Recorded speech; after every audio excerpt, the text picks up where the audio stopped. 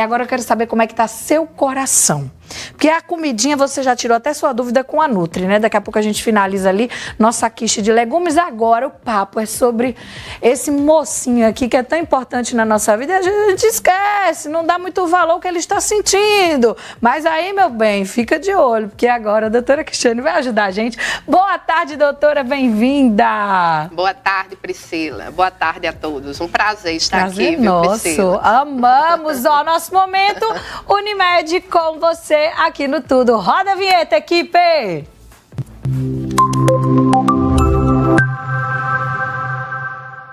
Unimed com você hoje com a doutora Cristiane, que é cardiologista, inclusive dia do cardiologista. Isso. Parabéns, que legal, viu? Massa, viu, Vinícius? No dia do cardiologista, vocês mandarem ela pra gente. A turma de casa aí, se tiver alguma dúvida, já manda pra Arthur, que ele vai compartilhar com a doutora. Mas antes, eu quero saber quais são as principais doenças que esse mocinho aqui pode ter, as principais doenças cardiovasculares. Doutora, conta pra mim, pra quem tá em casa. Perfeito, Priscila.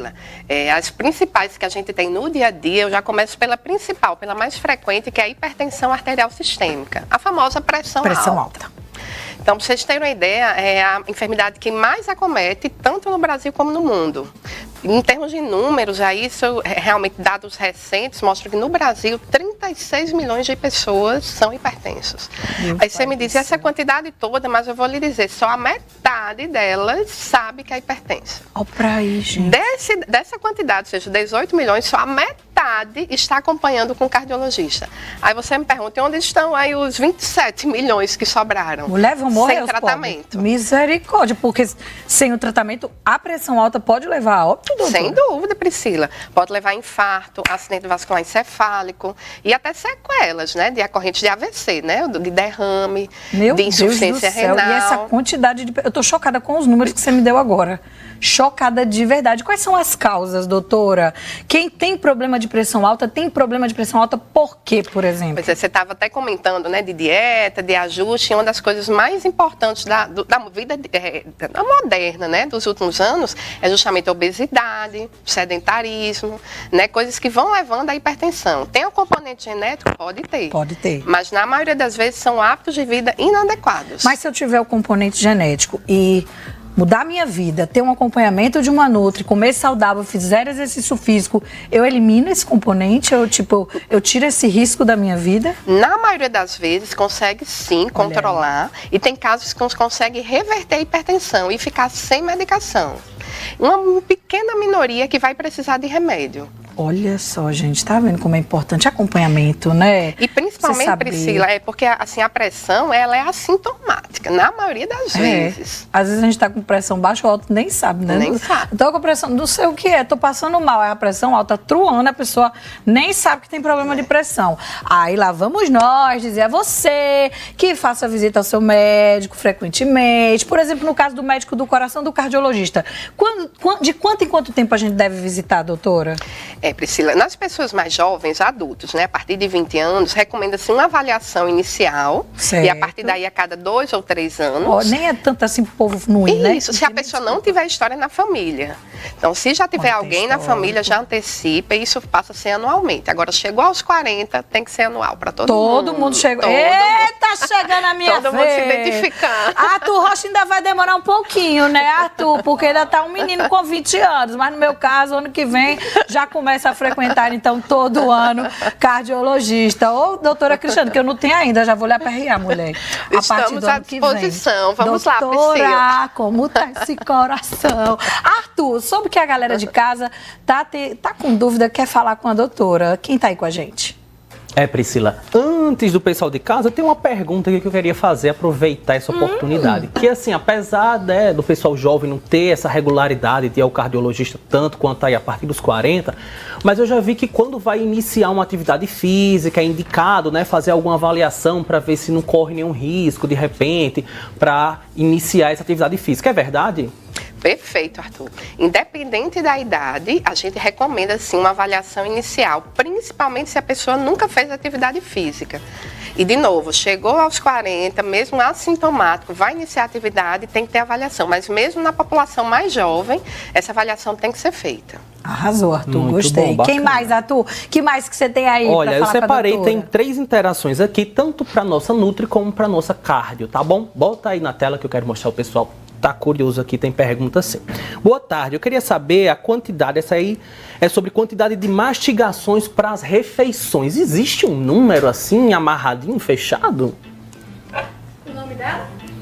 Deixa eu ver aqui se ela falou. Olha, essa aí, deixa eu ver se falou o nome. É o Israel. Pronto, tô vendo então, aqui. Israel, hoje na nutrição a gente não se preocupa apenas quanto, assim, um mínimo de o que o paciente precisa comer, mas quanto do que ele come é absorvido. O alimento, ele é um nutriente. Então, a mastigação é fundamental. O que é que a gente sempre coloca? Tempo de refeição. A gente precisa de 20 minutos para o cérebro entender que a gente se alimentou. Esse é utópico, né? Então, o que é que a gente diz? Aquela mastigação em que você tem facilidade para deglutir. Né? Hoje, principalmente nos jovens, a doutora comentava aqui conosco que é tudo muito rápido, então as pessoas não têm tempo. É diante de um computador, é diante da televisão. Pri pode, né? Quem está almoçando agora pode estar ligadinho aqui. Mas esses eletrônicos, então as pessoas não têm mais tempo, né, para isso. Então, aquela carne, principalmente, aquela proteína que desce, como a gente diz popularmente, rasgando aqui, isso não é legal. Então, aquela mastigação, a gente diz em torno de 10, 15 vezes. Então, vai mastigando e observa, cronometra. Se você não tem tempo para cuidar da saúde, né, doutora, vai ter que arranjar para cuidar da doença. Tá arrasou. Collab aqui, da Nutri e da Cardio, maravilhosa. Arthur, quem mais aí sobre o nosso coraçãozinho? Olha, agora é Gildene, tá dizendo que é hipertenso e diabético. E ele fala que tem o pé dormente e muito frio. Tem alguma relação uma coisa com a outra, doutora? Eu fiquei, foi nervosa, doutora. Total relação. Até porque quando a gente associa a hipertensão ao diabetes, são 2 fatores de risco para a doença cardiovascular. Que aí o risco maior é de infarto e AVC. Então, essa dormência, esse pé frio, é justamente a perfusão que a gente chama o sangue para chegar na parte da periferia, está comprometido. Provavelmente porque normalmente tem 2 motivos. Ou entupimento dos vasos já, meu Deus. Ou então alteração na parte neurológica, que a gente chama a parestesia, né, a dormência, que pode acontecer no paciente diabético. Não é para assustar, mas é para se cuidar, né? Não é para alarmar a ponto de desesperar, mas a ponto de procurar um especialista.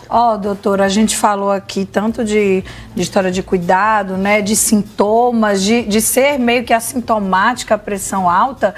Teria algum sintoma para a gente prestar atenção e ficar alerta, que a gente tem pressão alta, que a gente precisa procurar ajuda, mesmo antes dos 40 anos, frequentar mais o cardiologista?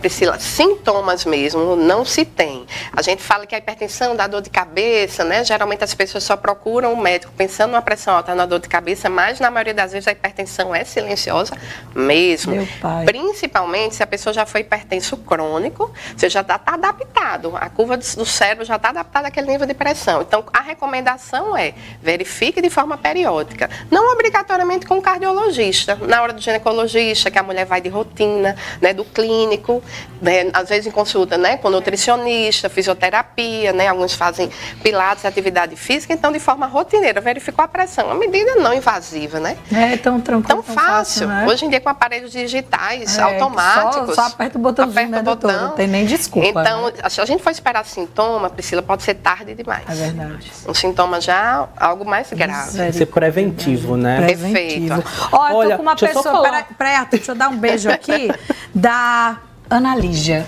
que disse que foi sua professora, está muito emocionada. Foi sua professora no jardim de infância quando você tinha 4 anos. Está muito emocionada em vendo a ex-aluna dela médica. Olha que legal. Ai, que maravilha, professora. Me emociono com o seu depoimento. Muito obrigada. Ana Lígia, um beijo. Foi minha vizinha durante anos.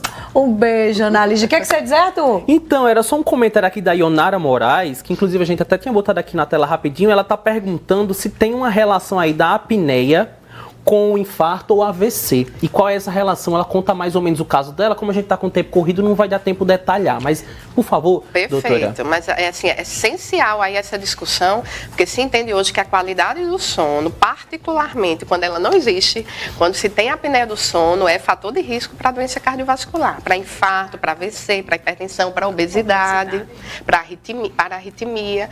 Então, hoje em dia, o sono tem que ser observado também. E que a gente vê isso na prática, aquela pessoa que ronca, né? Que ronca muito alto ou fica em apneia durante o sono. Geralmente a pessoa percebe, né? Um familiar percebe que a pessoa deixou de respirar durante o sono.